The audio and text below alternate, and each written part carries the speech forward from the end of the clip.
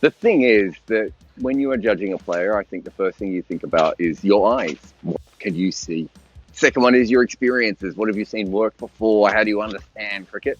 And then for me personally, the third one is usually numbers. What do the numbers say? The thing is with Shardul Thakur that, the numbers don't actually say anything good. And everything in my spidey senses of watching cricket for a way too long a period of time tells me that what he's doing can't be replicated.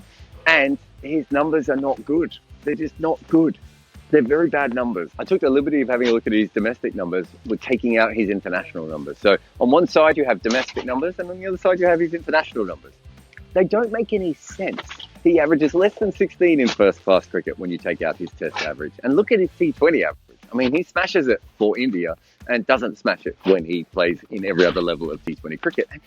This is the thing. He's only played a little bit of international cricket. So maybe it's just that. Maybe it's just an incredible run of luck. But India clearly think there's some all-round batting talent there. They're seeing something and feeling something that I'm not seeing. And I'm the person who's seen 3 of his half centuries out of his 6 test innings. Like, it's not like I haven't seen him make runs. It's just that I don't get it.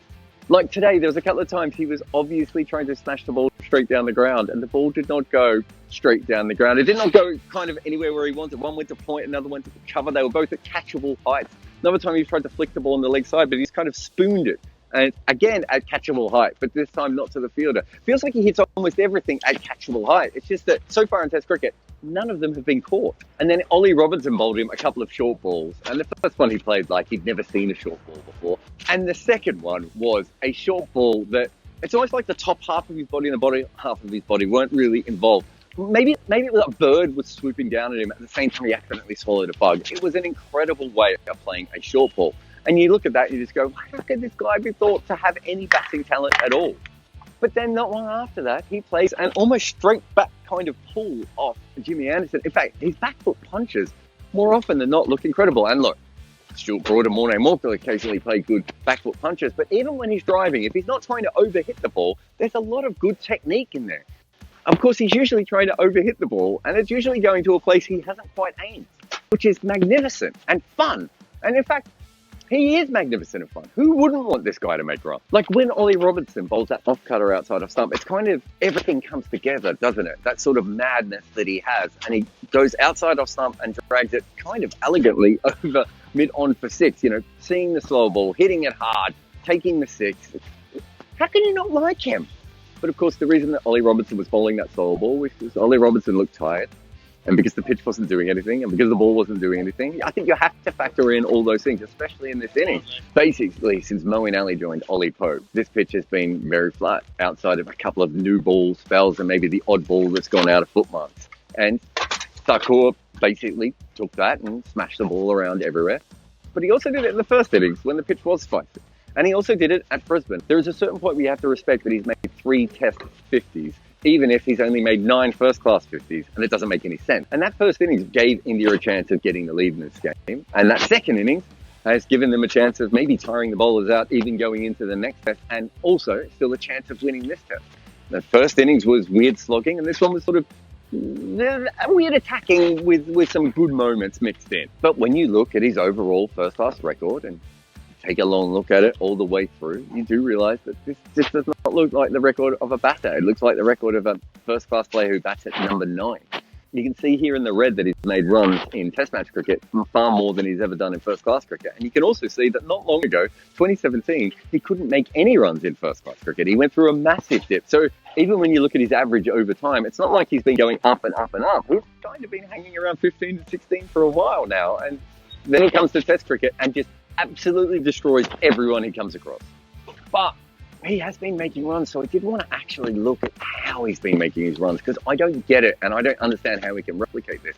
But I did see little bits of genius method within the lots of incredible madness that he has. For instance, he's very good at picking who he attacks. He can't play spin very well. Or he can't attack spin very well, maybe is the best way of putting it. And Joe Root got him out today. So what he generally does is he just knocks the spinners around, and it's the quicks that he really likes. And I had a look at his overall record, and that is consistent. When you look at his record in test matches so far, he's done much better against the seamers than he has against the spinners. Now, that might also suggest that that's why he's made slightly more runs at test level, because there are more seamers around. There might be an actual answer to the fact that he's never made runs when he's been playing domestic cricket, especially in India. He's been facing so many spinners. Now he's getting quicks, which he likes. There is a possibility that's the case. But when he attacks quicks, he's also very clever. He doesn't attack length balls. Most swinging tail-enders will actually attack length balls. They'll attack everything. He has one zone where he goes, you know what? I'm not sure I'm great at hitting this. And he's been dismissed in the length a lot. So he's right. And he does score very slow against it. So again, he's right. If it's overpitched, he has a big wahoo at it. If it's back of a length, he tries to punch it, which is probably his best shots. And if it's short, well, he swings wildly again. That's okay. That's a fairly normal method. It's not what a batter would do. It's probably not even what an all-rounder would do, but certainly what a very good 8 or 9 might do in a handy situation. None of this means that I don't think he's a 90s tail-ender. Everything about his batting feels like a 90s tail-ender to me. This could just be an incredible run, and he might never make runs again because his domestic record doesn't say that. But maybe he's just improved. He didn't play much cricket in 2018 at the first-class level.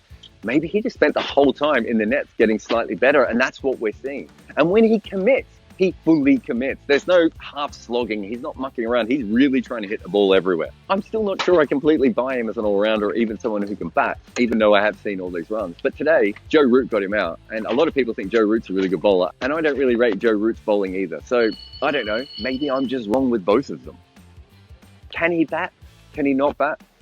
I don't know. But he's smart, and he tries really hard, and he's lots of fun. We've got to be able to enjoy that.